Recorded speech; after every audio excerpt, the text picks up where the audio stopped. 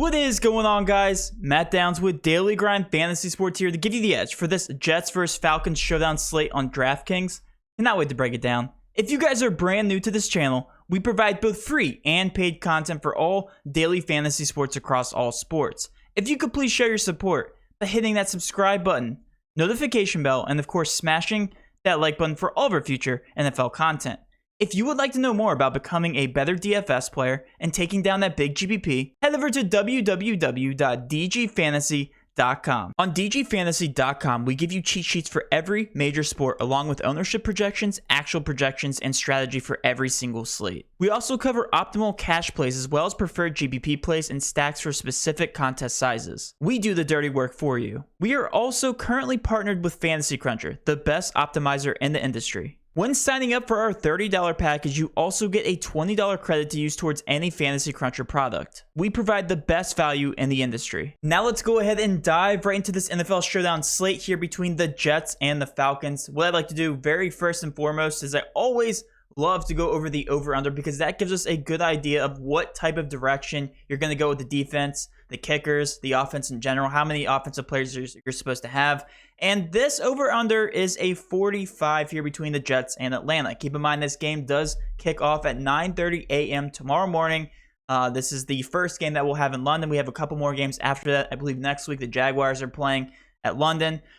So like I said, very first game, and a 45 over-under doesn't look too appealing from the naked eye here. So it should be relatively low scoring. Therefore, both defenses are technically in play. You guys know I hate playing defenses. I love fading defenses every single slate. And I am an MMEer, so I put out a lot of lineups between 20 and 150 every single slate. And I love fading the defenses because it gives me that additional edge, because defenses are generally a little bit higher owned than they're supposed to be, just based on the amount of times that defenses actually make the actual optimal. So if we just take a quick look here, defenses are between 16.1 and 12.6% ownership. The chances of a defense making an optimal is somewhere below 5%. With this specific showdown slate, yes, it's a little bit higher, but generally they just don't make the optimal. You have to have at least a touchdown in order to give you some sort of hope, where the game has to be very, very low scoring. I'm talking below 10 points. So definitely not a high chance there, a 45 over under. So I probably personally will be fading both defenses, but let's go ahead and start out talking about some of these skill player positions on the New York Jets side here. It's going to be Zach Wilson at $10,000. And like I said, we have ownerships for you guys provided by Fantasy Cruncher. If you guys want to sign up for Fantasy Cruncher, we are partners with them. We give you our favorite cash plays, GPP stacks, our favorite captain GPP plays. And then if you also sign up for our membership, you get a $20 voucher to Fantasy Cruncher. That's with the $30 membership. I will leave a link here in the description below for you guys. And also, we'll be doing a $3 off coupon tomorrow to kick off London's game here. If you enter code London, you get $3 off any one of our memberships there at dgfantasy.com. But yeah, Zach Wilson here at 10K, 44.4% ownership. I believe that's the second highest owned on the slate. Generally, you want both quarterbacks in your lineup. Doesn't always make the optimal, but that is your safest bet here for cash. For GPPs, yes, you can get away with fading him, but at 44.4%, you're fading a lot of the public here. Definitely recommend Zach Wilson as a cash play here and a sharp fade in GPPs.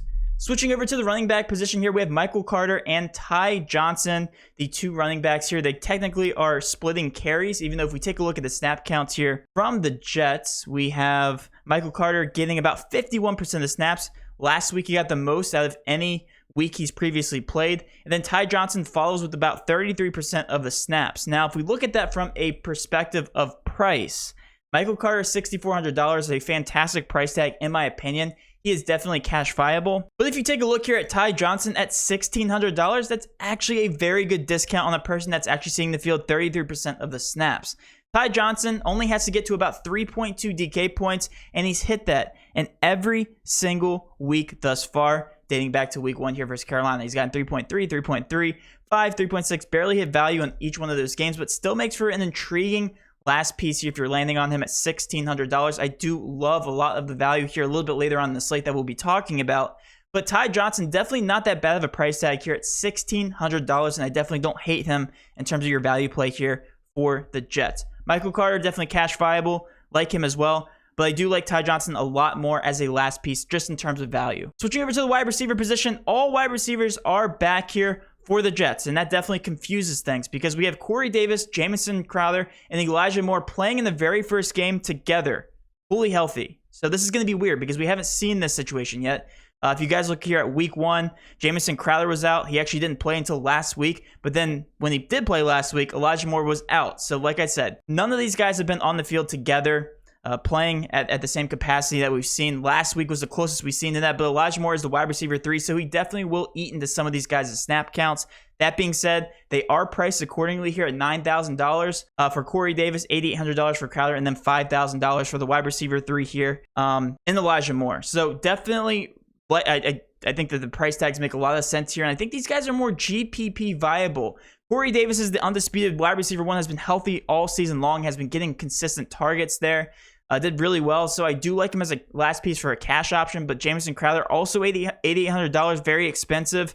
They're saying he is technically the wide receiver 1 just based on the amount of volume that he sees. He technically got the most targets last game. So really, it's just going to be picking between the two. If you can get both these guys in your cash line, I definitely don't hate it. But they also aren't the favorites. So I'm going to be favoring the Atlanta side, especially with all the value that we'll see on that side. But these guys... I mean, take a pick. It really is going to come down to that for GBPs. For cash, yes, I think that these guys are going to carry a decent amount of ownership just because of their price tags and the amount of value there from the Atlanta Falcons side. So I'm very neutral on all these guys. I mean, if you guys can find another analyst that really likes one or the other, follow their picks here. But I think they're both literally a toss-up here, especially at their price tags. They're both going to see the field about 80% of the snaps. Elijah Moore about 50 to 60%. And if these guys are playing from behind, then yes, I'm going to be favoring these wide receivers just in general. I will be greenlighting each one of these wide receivers that I like the most. And as you can see, I haven't greenlighted any one of these guys because I'm just very neutral on them. I don't hate them for a last piece, but I'm also not prioritizing any specific wide receiver here from the Jets. Switching over to the tight end picture, Tyler Kroft is out, and he plays about 56 to 60% of snaps each game. Hasn't really been that productive even with those snap counts. Also out there for primarily a pass blocker. And specifically in this game, we have all 3 star wide receivers back for the Jets. So regardless of who's active, they probably aren't going to see too many down the field targets. Ryan Griffin, $400 though. I mean, that's another fantastic value play, especially if you think he's going to get a ball or two. Again, at $400, you only have to get to 0.8 DK points. So Ryan Griffin, definitely not that bad of a value play.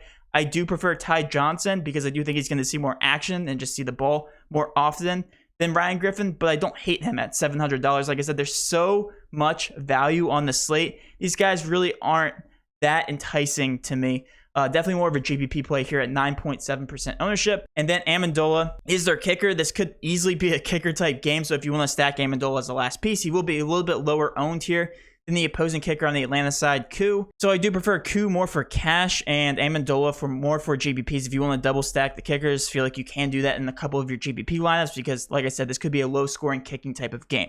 But nonetheless, let's switch over to the Atlanta side. This side's going to be a lot more interesting to talk about because, like I said, we have so much value. Matt Ryan at $11K, 50% owned. He will be the highest owned guy here on the slate. Like I will keep talking about the value here on the Atlanta side. It's just very easy to get Matt Ryan into your lineup. 11K makes a lot of sense. He is a pass-heavy quarterback. If Atlanta's going to do anything on offense, it's going to be all through Matt Ryan. And this passing ability has been very streaky up to this point. Got 29 points in his last game, which is actually a season high. 16, 22, and 7. So all over the place. Should have a very good game here versus the Jets. Switching over to the running back picture. This one is very stressful to talk about because I was ready to just drill Cordell Patterson on the slate. I was ready to tell everybody to fade him. If you play Cordell Patterson, you're an idiot because if you guys take a look at his snap counts here, I mean, literally, this is something to laugh at. 33% of snaps, 42, 30%.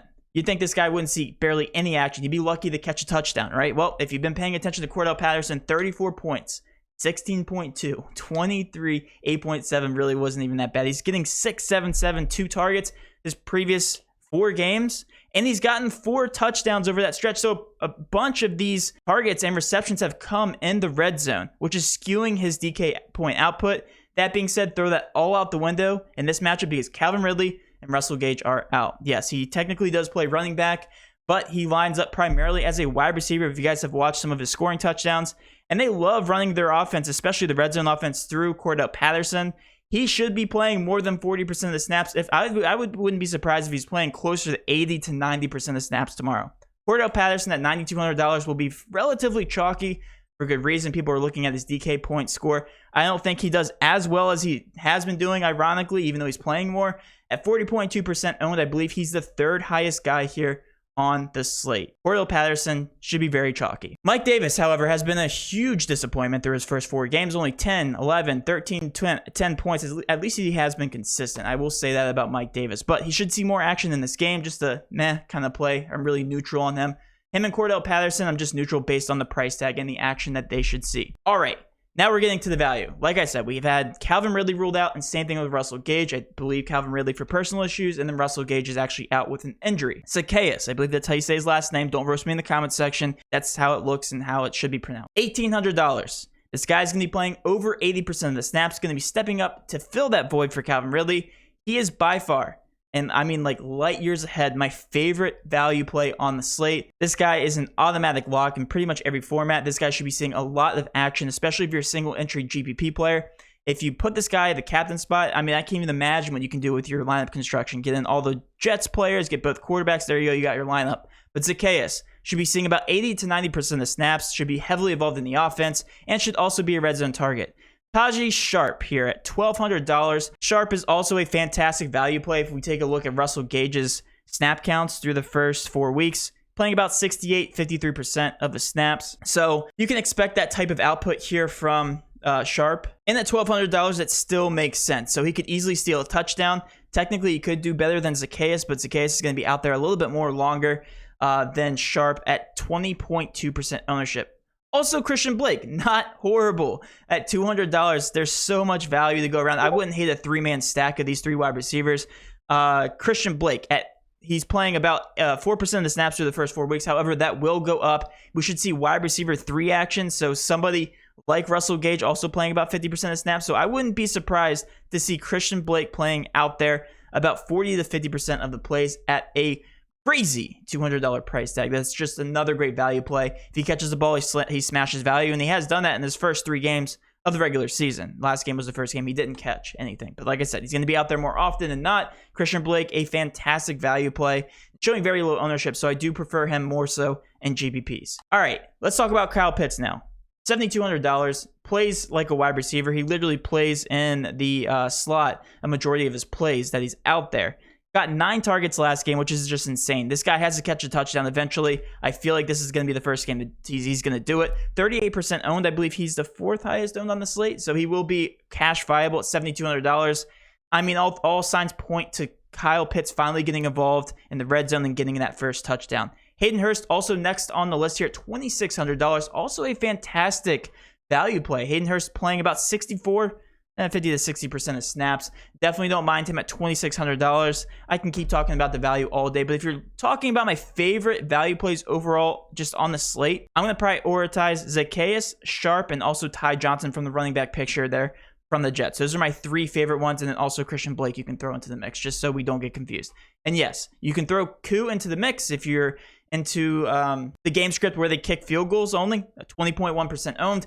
Definitely shows more of a GPP play, but with this being such a low-scoring game, they could stall in the red zone, and that means more upside here for Koo. Now let's switch over to my favorite prize pick here on the slate. If you guys haven't signed up for PrizePicks, first of all, what are you doing? Enter code using DGF for a 100% matchup to $100. One of the easiest ways to play DFS today, you simply hit the over or under on any certain fantasy point projection or player prop. This is insane. Zacchaeus at 34.5 receiving yards. I'm going to be hitting the over on that. He's a wide receiver 1 in this offense. That makes 0 sense to me. 34.5 is the over, and I think this is the most confident I've been in any single player prop thus far through this regular season. 34.5 is by far my favorite player prop on the board. And that will wrap up my video, guys. Hopefully you did enjoy this video. If you did, please do hit that subscription button, notification bell, and of course smash that like button for all of our future DFS content. With all that being said, have a great rest of your night, and let's cash.